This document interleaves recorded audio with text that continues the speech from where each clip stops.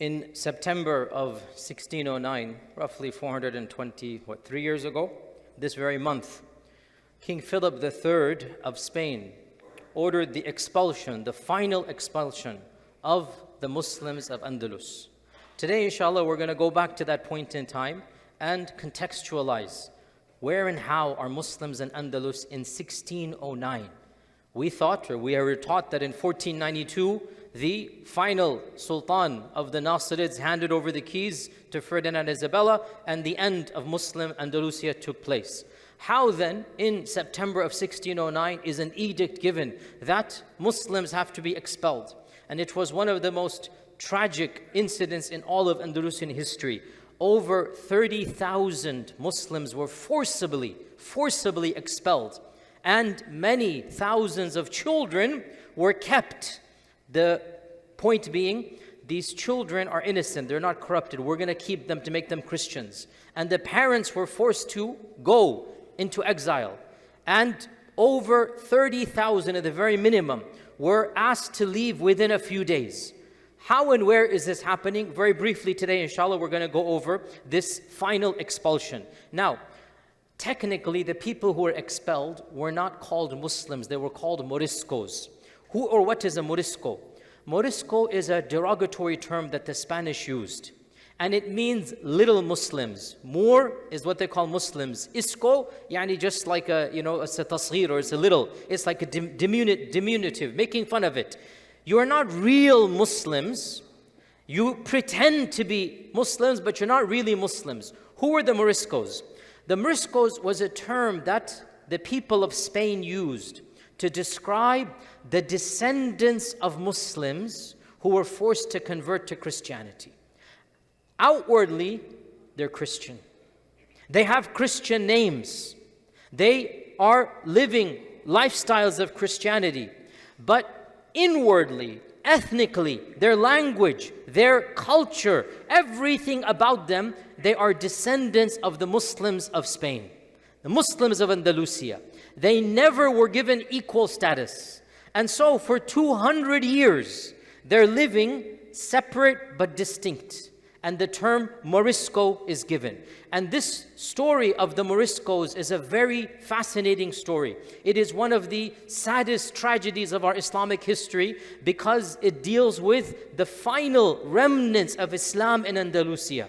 You see, go back to 1492. When Ferdinand and Isabella conquered the kingdom of Granada, when Sultan Abu Abdullah had to surrender the keys, and of course I went over that story multiple times, and our own guy Christopher Columbus was in the gardens of Granada. He was witnessing Ferdinand and Isabella conquering and handing the keys, the Sultan Abu Abdullah handing the keys to Ferdinand and Isabella. Our Christopher Columbus, the guy who quote-unquote discovered America, is in the gardens of Andalusia. And he's going to then petition and then find his way to America, 1492. That's why 1492, every high school kid in America knows discovery of America, quote-unquote. And every Muslim kid, 1492, the collapse of Granada, the collapse of Andalusia. The two dates are the same because the same person is involved, because there is a causal linkage. Now, when Granada is conquered, you have to understand Granada is like 80-90% Muslim. The entire population is Muslim.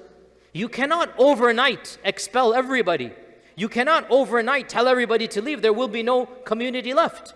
And so Sultan Abu Abdullah, the last Sultan of the Nasirid dynasty, and the original contract is still present. If you go to the museum in Spain, I've seen it with my own eyes. The original signature, the original, the same document is still there. You can read it, and it's actually, you can read it online even. Sultan Abu Abdullah put an entire paragraph. I will only surrender with these conditions. The main condition, the Muslims of my kingdom will not be touched. I will leave. The royal family will leave. You will get the treasury. You will be the rulers. But the Muslims, their religion will be protected. Their right to practice Islam will not be infringed. Their court systems, the qudat, the judges, are going to be in place. You shall allow them to live as they are religiously. You will be the leaders, you will get the taxes, but you will not infringe on the rights of the Muslims. That was in the treaty. You can read it yourself in simple Arabic, it is still there. And if you read Spanish, the translation is there as well. This took place what year? What year was this? 1492. Okay, Sultan Abu Abdullah leaves and the Muslim armies leave. Now who's in charge? Ferdinand and Isabella. How long do you think it took them to start breaking the treaty? Less than a few years. Less than a decade. Because now khalas, there is nobody in charge other than them. Within a decade, they made the announcement. Either you convert, or you expel, or you shall be killed. Within a decade, literally, less than 10 years. And the entire treaty is made null and void, and the Muslims have to make a tough choice. Now begins the history of the decline of Spain. Now obviously this is a very complicated history. Why? Multiple reasons. First and foremost, we don't have eyewitness accounts from within the Muslims. Very rare. We have external. We have the Spaniards documenting, number one. Number two, the history of the decline of Spain, the last century and a half, it varies from city to region to state. And so Granada is not the same as Valencia, as we'll talk about. Valencia is not the same as Yativa, and that's not the same as Alpujarra. Every region is different. And then number three, you had different rulers and kings. Some were more lax, some were more strict. So I'm going to make a bit of a stereotype and be very simplistic with the caveat that if you really want to study deep, you're going to have to go regional and era by era, which we don't have time to do. We can make some general trends. Of the general trends is that within a decade of 1492, I think it's 1501, King Ferdinand and Isabella gave the decree. You cannot practice Islam outwardly. You must convert to Christianity or else be expelled or else you shall be killed. What happened? Multiple reactions. Now here, you know me, I don't sugarcoat. I don't romanticize. Not every mu'min, not every Muslim is like Yasir and Sumayya. Not every Muslim is to that level of Bilal radiallahu anhu. We have to be fair with our history. In our times when there is no persecution, don't we have ridda? In our times when there is no knife put to your throat, don't we have Muslims not practicing Islam? Well then what do you think is going to happen when the government says we're going to kill you? Multiple reactions. One group said we cannot live here. They made hijrah. And that group of hijrah persisted for 200 years. Throughout every decade or so, people would leave because they don't want to live in Dar al-Kufr. They don't want to live in this land anymore. And you have that, understanding as well. Another group, they fled the major cities and they went to the villages. They established their own cities. They established their own little villages in the middle of nowhere. Remember, this is before the era of, the railroad and electricity and whatnot. You can run away to the mountains. You can run to the heights of the mountains. Form your own small community. And so, to this day, in Andalusia, there are small little villages that are the descendants of those Muslims. Within especially an hour and a half of Granada. Most famously is the area called Alpujarra, from the Arabic al-Basharat, Alpujarra, al-Basharat. It's up in the mountains. I've been there every year we go. It is absolutely phenomenal. You go there, you find the original villages built by the Muslims. You find the last fortress of the Muslims. We're going to come to the story very quickly, that the Muslims fled Granada and they founded their own mini villages. Now the government is far away and the adhan is called, salah is prayed, there is a masjid, etc. But again, the government will eventually get involved. It's going to take a while, but they lasted a generation or two. So this is a second group. They fled the major cities, Granada and Valencia, and they went inland. They went to the mountains. They went into the middle of the country. The majority of them decided, we have no option but to just pretend to convert. These are the Moriscos. Outwardly, they converted. But inwardly, they tried to maintain their Islam. And for many decades, actually for more than a century and a half, the bulk of them managed to retain some sense of Islamic identity. some sense. They were not allowed to establish Jumu'ah, they were not allowed to fast Ramadan, they were not allowed to, but they kept their Islam secret. And they attempted to portray themselves as Christian, but internally they were Muslim. And a very famous fatwa was given by the ulama of the Maliki school in North Africa. It is called in English the fatwa, the Oran Fatwa, and in Arabic is fatwa to Wahran, fatwa to Wahran, al-Wahrani. And that is because the alim or the Shaykh who gave it, his name is Ahmad ibn Abi Jum'a al-Maghrawi al-Wahrani. So this is an alim in North Africa. When this edict was given that you have to convert or you will be killed, this Shaykh al-Wahrani, he sent them a fatwa. And that fatwa became famous amongst them and they implemented it for a century. What is that fatwa? The fatwa is, if you cannot migrate, then do whatever they ask you to do outwardly. And inwardly, retain your iman. If they force you to drink alcohol, drink alcohol. If they force you to eat pork, eat pork. If they force you to go to church on Sunday, go to church on Sunday. Allah will forgive you because you are forced. But whenever you can pray, pray in secret. And if you have to make jama'ah of all the salah and pray at night, go ahead. And if you have to pray Jumu'ah alone, go ahead. And if you can only pray by isharat of the eyelids, go ahead. Just do whatever you can. فَاتَّقُوا اللَّهَ مَا اسْتَطَعْتُمْ. And the rest is all forgiven. This is the famous Oran Fatwa. And this Oran Fatwa became the lifesaver of this Morisco group. And this Morisco group, they then attempted for the next 150 years to secretly preserve their Islam and Iman. Now, unfortunately, we don't have much details. How are we going to have details? Who's going to preserve?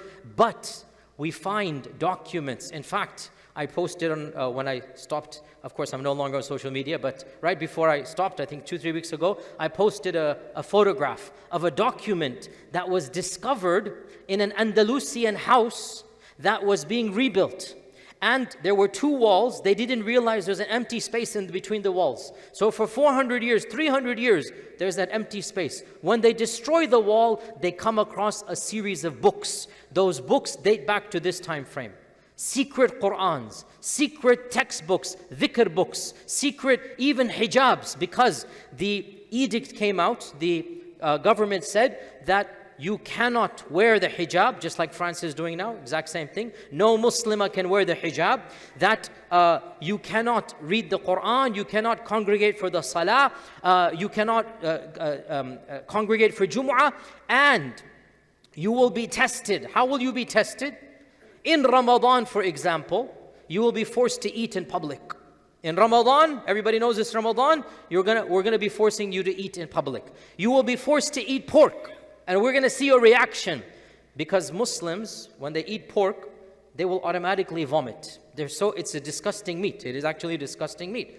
And so if you're vomiting when you eat pork, this means you're a secret Muslim. They would actually do this. Rumors would spread, so-and-so is a secret Muslim. So the secret police would come, the Inquisition would come.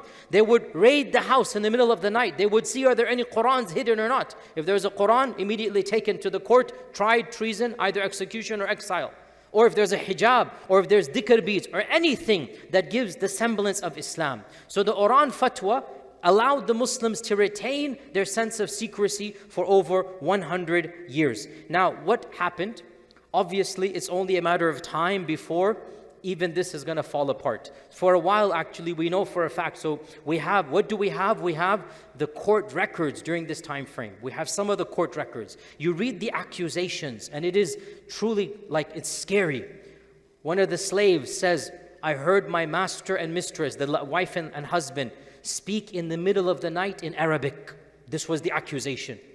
Another neighbor says, I heard the husband call his wife Fatima, even though her name is supposed to be Mary or something, whatever it is. I heard her secretly say Fatima. This means they're Muslim, because the Muslims had double names. They had their internal name, the secret name, and then they had the public name, Juan or whatever it might be. So if somebody heard you accidentally speak Arabic, accidentally say the name, then you would be reported to the Inquisition, and depending on the king, depending on the ruler, there were Muslims who were killed, by the way, but factually speaking, for some reason, the Jews were given the brunt of the Inquisition. The Muslims, the majority of them were sent into exile or fined and then forced to convert over and over again. But yes, some groups, now we don't know how much, maybe 10 to 20,000 were actually killed over 100 years. But the bulk of them were either fined or thrown in jail or forced into exile if they were taken to the the courts of the Inquisition. Now eventually, of course, things are going to come to an end.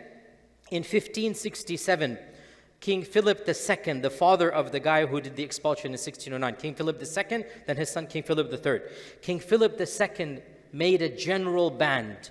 No one is allowed to speak Arabic anymore. No one is allowed to speak Arabic. If you're caught speaking Arabic, you will be thrown in jail or maybe even executed. This was the final straw for the Moriscos, the Muslims who were outwardly Christian. Multiple rebellions broke out across Andalusia. This was the last major revolt. And the bastion of the revolt was the land I just mentioned, Alpujarra, the Basharat, Alpujarra. And one of the descendants of the original Umayyads, Abu Abdullah al-Umawi, one of the descendants of the original Khulafa became the leader. And for a number of years, thousands of Muslims would travel to Alpujarra in order to try to wage a rebellion against Granada, against King Philip II. Unfortunately, as is always the case, he was backstabbed from within.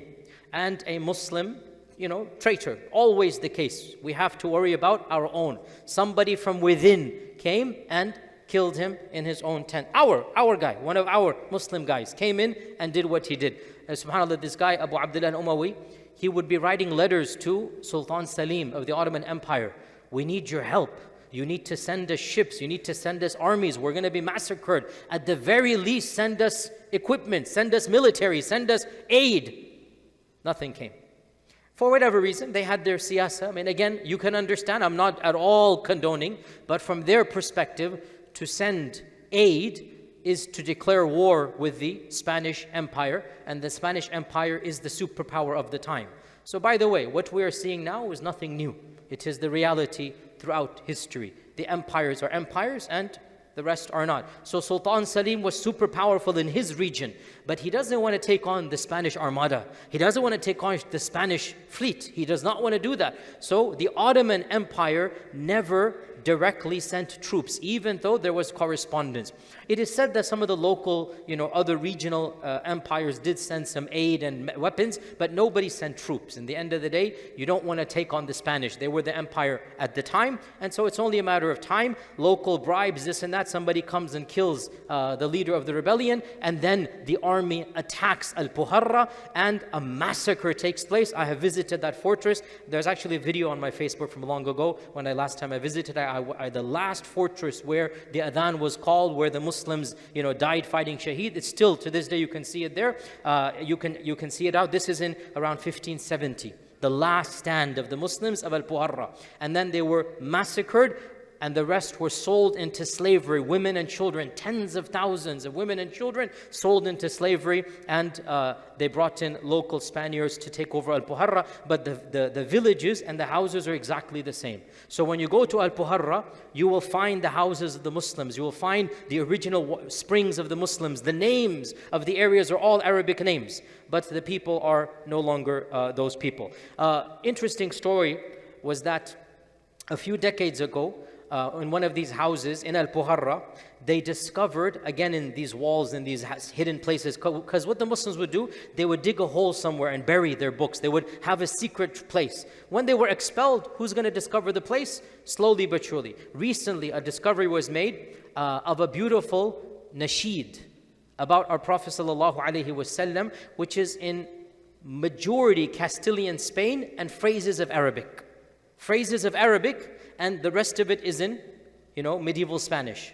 And this naat, or this praise, was taken by a group of modern nasheed artists, and they replicated how it would have sounded. You will find it online. It is called Madha Morisco. Madha Morisco. If you just Google it, you will find it online. And there is just a nasheed in Spanish that the Muslims of Alpujarra would say to the Prophet ﷺ phrases of Arabic, and the rest is in Spanish. These are the Muslims. This is third generation Morisco, and they're still saying salam to the Prophet ﷺ, still keeping their tradition alive. In any case, as we said, this is in 1570, and so in Granada and in Alpujarra, there has been an almost all-out complete expulsion.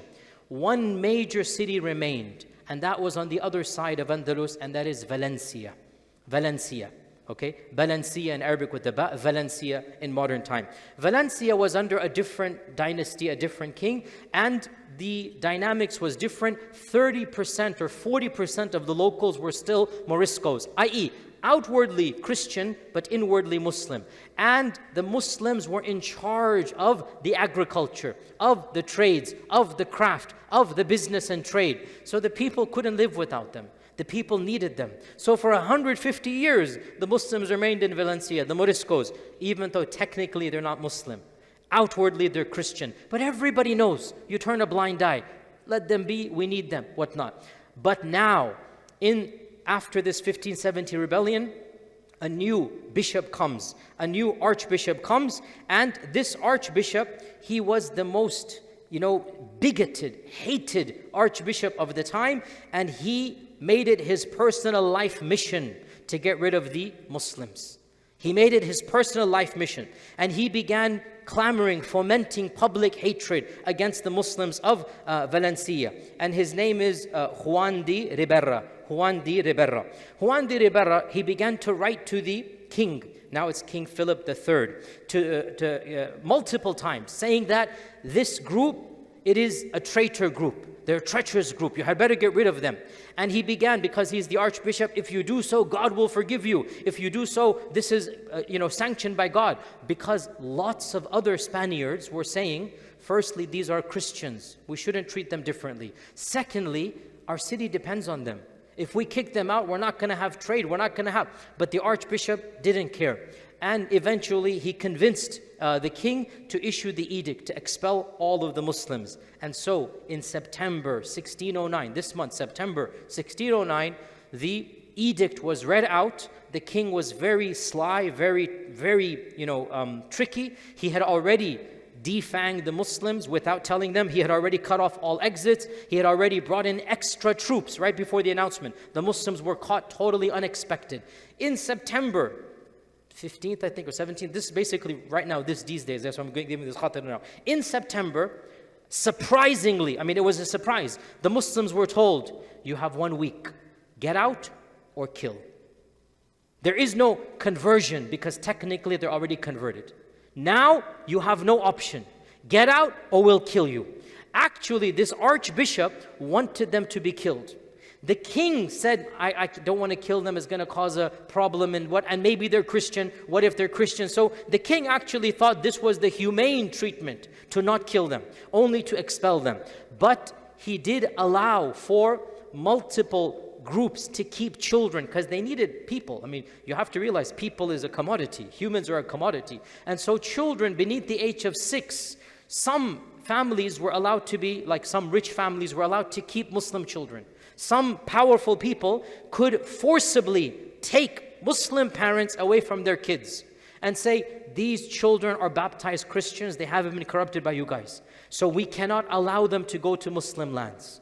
And so that was one of the biggest tragedies, where eyewitness accounts of mothers wailing and fathers trying, and thousands of children were kept behind, and these adults were sent in. Where did the adults go? The majority of them went to Morocco. By the way, the adults had to pay their own fare as well. Not that they got free. No, you have to pay the double fare. Whatever is the price, you have to pay your fare to go to Morocco. And you're not allowed to take anything with you other than your bags, your properties, your wealth. Anything that is stable, you cannot sell it. It's going to be going to the local population and the government. So the Muslims had to flee to Morocco. Majority of them went to Morocco. Small pockets went to the Ottoman lands as well. And within a few years, the entire Morisco population was gotten rid of. How many? We don't know for sure, but probably in this expulsion, probably 30 to 50,000 people, right? Throughout the last 100 years, around 250,000 Muslims. But in this last expulsion, 30 to 50,000 Muslims. By the way, really interesting story. Some of them who were expelled, some of them, they managed to come to the Americas, the Moriscos. We have documented reports of some of these Moriscos, Muslims, making their way to the Americas. But it's 1609. So where do you think they're going to land? New York? Who can tell me? Especially the high school kids should know this. Maybe the adults, they're excused. The high school kids, where do you think 1609 they would have landed? Plymouth Rock? 1609, where would they have landed? Huh? Mexico. And where else? Huh? Peru. Other South American countries, right? We have documented reports of Muslims making their way in 1600s to South America. But none of them can retain their Islam because the environment is anti-Islam, right? So they were actually accused of being secret Muslims. That's why we have their documented reports. And they have to confess. We have a lady, I forgot her name right now. She confessed that she was born and raised a Muslim, but then she said, but I am now a Christian. We ask Allah to forgive her. She has no other option. I mean, what is she going to do? So she confessed she was a Muslim in her youth. But in Mexico City, this is in 1629, in Mexico City. So she's brought in front of the court. What is the charge? You are a Muslim.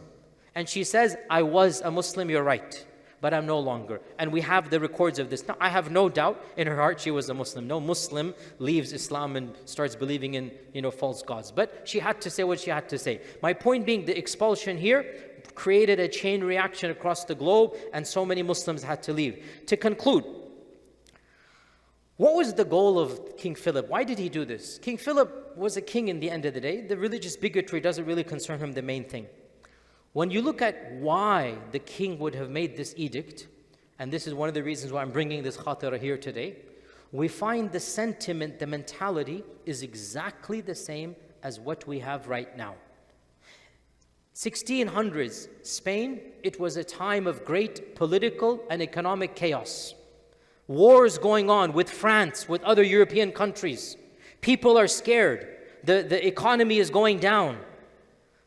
Anytime the country is going down, all you have to do is create a false enemy from within. Create a false enemy from within. Tell the majority of people, this is your enemy. Make this a bigger threat. The politician then says, I will save you from this enemy. And the politician swoops in, foments hatred, causes the majority to hate the minority, and then comes in as the knight in shining armor to save the majority from this small minority. Look at history. What did Hitler do in Nazi Germany? When the German currency was at its weakest, when World War I was a disaster, when Germans are feeling a sense of complete humiliation, at that point in time, Hitler creates the narrative, oh, the enemy is within. And hatred rises to unprecedented levels, and people feel they're doing something when they turn on their own German citizens of another background, another nationality. You know what I'm talking about, right? And now what happened here 15 years ago, right? Our economy, our national debt is in the trillions. We are spending more overseas in military expeditions than all 100 countries combined. In many ways, our country really has national disasters of the highest magnitude. Our healthcare is in shambles, etc., etc. What's the best tactic? Create a false enemy from within. Create an illusion that these guys, us, the Muslims, are the terrorists. Create an entire narrative and then foment hatred, pass bills, etc., etc. It always works. People never learn from history. But what they also don't learn is the opposite as well. And with this we conclude. What is the net result of destroying the social fabric of your own society? What happens? The long-term result is always failure. No society can turn on itself and be successful. People never learn from history, neither the politicians nor the masses. You cannot divide your own country and then conquer what? Your own country? You cannot. And so, when the Muslims were expelled from Spain, when the Muslims were expelled from Valencia, 35% of the population leaves. The majority of them, skilled traders, craftsmen, farmers, they know how to plow, they know how to take care. What's going to happen? Valencia used to be the economic powerhouse of that region. That was it. With the expulsion of the Muslims, the Christians tried, but it continued to go down until Valencia is a thing of the past. You cannot divide and conquer your own country.